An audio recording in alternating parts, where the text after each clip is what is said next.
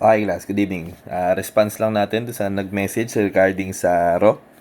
So, yung bakit daw hindi ako gumagamit ng RAW kasi yung nakasanayan daw nila may RAW. So, yung RAW class, yung medyo maarte na piece, so yung ganyan yung itsura. Yung RAW na yon, hindi ako fan nun kasi nga hindi naman siya general na solution. So, zero ay mag-a-appear lang kapag yung section natin ay rectangular section. So, maraming cases naman na yung section natin ay rectangular kasi nga, yun yung madaling gawin sa actual. Tapos, sa mga problem naman, common na problem naman talaga natin sa beams ay rectangle. Kaya lang, for general approach, hindi natin nagagamit si raw pag non-rectangular na. So, yun yung reason ba't hindi ako fan. Kasi medyo tamad ako magkabisa, tsaka hindi ako fan talaga ng mga formula-based na solution. So, pero ganun naman, discuss natin ito. Tsaka i-discuss na rin siguro natin si balance condition. Unahin natin si balance condition. Kinopy-paste ko lang ito para mula sa introduction natin ng singly reinforced beam. Ito yung beam natin, tapos yung strain diagram. So, palabasin lang natin yung mga formula pagka balance condition. Itong si balance, tsaka si rho, kadalasan sabay talaga itong dinidiscuss kasi ito yung mga problem, yung mga tinatanong sa problem na hindi naman kadalasan, hindi naman actual na sila talaga yung pinapalitaw. Para mga extra tanong lang ba. So, palitawin na natin. Mula sa strain diagram natin, yung strain diagram natin na EC over C ay equal sa ES tapos D minus C. Sabi ng code natin, ang AC daw natin ay 0.003 over C equals strain ng steel over D minus C. So, kapag pinag-cross multiply natin, magiging strain ng steel multiplied by C equals 0.003 multiplied by D minus C. Alam naman natin na kapag minultiply natin ito, kapag ginawa natin itong Fs, magiging Fs multiplied by C ay equal sa 200,000 multiplied by 0.003 magiging 600 D minus C. Kapag finactor out kapag dinistribute natin si 600, magiging FSC equal 600D minus 600C. Tapos kapag nilipat naman natin si C plus 600C, ito ay equal sa 600D. Ngayon pag-usapan natin kapag balance condition. For balance condition, Fs is equal to Fy. Fs is equal to Fy. So, yan yung balance condition. Since Fs is equal to Fy, yung portion na to magiging Fy na. Magiging Fy multiplied by Cb. So, para ma-denote natin si balance condition, yung balance na value ng C natin. So, lagyan lang natin ng subscript na B. Plus 600B, 600CB equals 600D. So, mula dyan, pwede natin i-factor out si CB. CB ay equal sa CB, pinactor out na natin, ang matitry Fy plus 600 equal 600D. So, yung CB natin ay equal sa 600D over Fy plus 600 or 600 plus Fy, bahala ka kung paano mong gustong gamitin. So, yan na yung formula natin ng CB. So, paano naman si rho? Si rho natin, minsan makikita mo sa mga review books, si AS max daw ay equal sa 0.75 AS balance o balance steel ratio. Kaya lang, yun ay para sa 2001 NSCP. Tandaan na yung tinuro ko nung introduction ay 2010-2015 NSCP na hindi na ganoon ang formula ni ASB. Hindi natin kinukuha to as 75% ni AS max pala. Hindi na natin kinukuha si AS max as 75% ng balance steel area. So, kinukuha na natin yan sa Summation Force Horizontal, tapos kukunin muna natin yung A-max, ganun. So, diniscuss ko dun yun. So, dito naman, palitawin lang natin, kasi minsan hinahanap sa problem yung balance steel ratio. So, palitawin lang natin.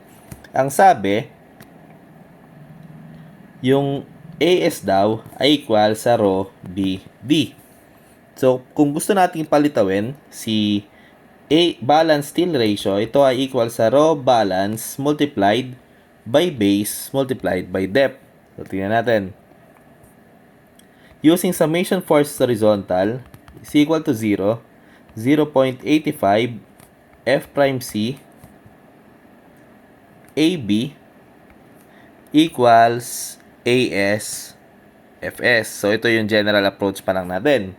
Tandaan, si AB ay AC. Ngayon, 0.85 F prime C, CA, gawin muna nating beta 1C kasi meron namang relationship.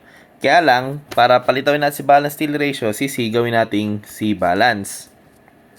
Multiplied by base equals, sabi mo, si AS natin ay raw balance, ASB natin, since balance condition na yung ginagamit natin, so yung ASB natin magiging raw balance multiplied by base multiplied by depth. So ito ay magiging raw balance multiplied by base multiplied by depth tapos multiplied by, since balance condition niya, Fs equal to Fy. So yung Fs natin magiging Fy na. Ngayon, parehas lang ito na B. So, makaka-cancel out si B. Pag in-isolate natin si raw balance ay equal sa 0.85 F prime C beta factor multiplied by CB divided by divided by Fy multiplied by D. Kaya lang, kung mapapansin mo, medyo inihiwalay ko si CB over D. Inihiwalay ko yan sa kadahilanan na, dito pala class.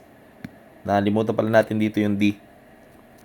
Inihiwalay ko to kanina sa pag-isolate natin kasi kung titignan mo dito, yung CB over D natin ay magiging 600 over Fy plus 600. So, yung D na to, kapag nilagay mo doon, magiging 600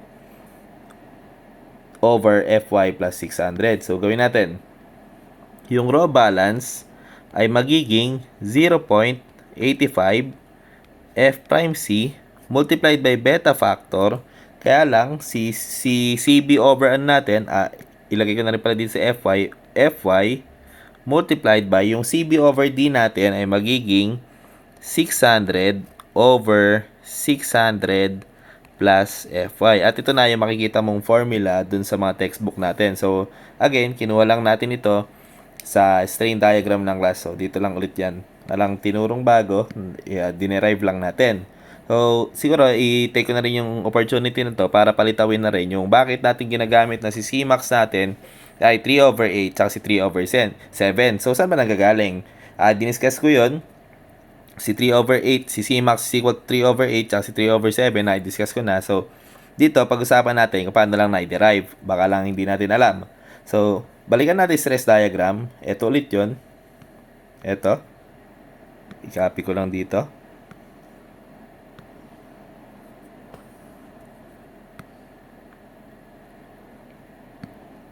So, sa stress diagram natin, ganito yung similar triangles. Ngayon, ang sabi ng code, ang maximum strain ng concrete natin ay 0.003 over C. Equal ito sa, ang sabi ng code, ang pinapermit lang daw niya na minimum strain ay 0.004. So, ipalit natin dito class si 0.004. Ito ay representing 800 megapascal, meaning ito yung under ng transition controlled.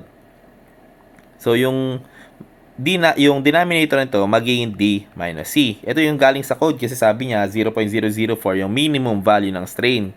So, kung yan yung minimum, gawin muna natin tong C limit.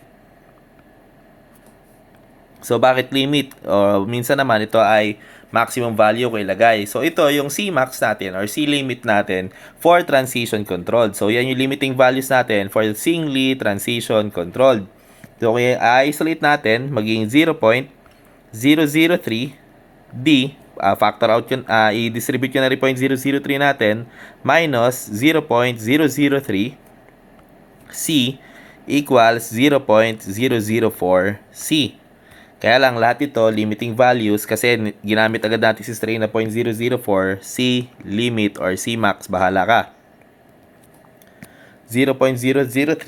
So, pag itong 0.003 natin na to, nilipat natin sa kabila, magiging 0.003D equals 0.004 plus 0.003 magiging 0.007 C limit.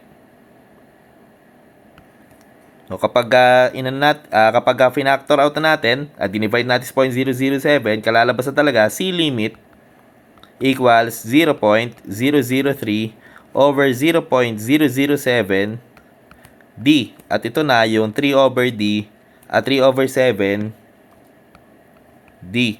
So, ano ba si 3 over 7D? Si 3 over 7D natin, ito yung limiting value for Cmax, C natin, for transition control. So, ito yung kalalabasan, o ito yung maximum value ng C natin para payagan pa ng code. So, kung gusto mo nang palitawin si 3 over 8D, siya naman yung limiting values for tension control. So, ito naman, yung 0.004 na to, gawin mo lang 0.005. So, ito yung suggested lang ng code. So, yung 0.004, ito yung mandatory. 0.005 naman yung suggested lang ng mga gumawa ng code natin. So, yan yung CV limit natin, 3 over 7D. Kung gusto mong tension control naman, kalalabasan yan, 3 over 8D. So, ganun lang. Kung palilitawin mo naman, zero balance natin. So, ito lang yan. Kung gusto mo maging, ang hinahanap ko, for example, sa problem ay maging ASB lang yon o yung balance steel ratio. So, multiply mo lang yon sa B tsaka sa D. So, mapapansin mo dito, base tsaka depth. Yun yung reason bakit yung raw natin na solution ay for rectangular sections only. Kasi kung hindi na ito kung ito ay isang non-rectangular na, yung base natin possible na hindi na maging symmetric o hindi na siya magpantay-pantay, ibig sabihin hindi na talaga general. Kunwari class, ito. So, triangle yung shape ng beam natin. Yung base dito, hindi ka pantay ng base dito, hindi ka pantay ng base dito. So, dun pa lang, makikita mo na hindi pang general solution si base. Pero kung ang gagamitin mong solution ay yung part lang na to, ito, kung saan yung AB natin, ito, yung AB na to ay gagawin mong area ng concrete. So, yun yung general na approach natin. Yun yung mas prefer ko na solution. So, ito, pinakita ko lang derivation, pero hindi ibig sabihin na gagamitin ko unless sabihin ng problem na hinahanap niya yung balance condition. So, yun lang last. Thank you.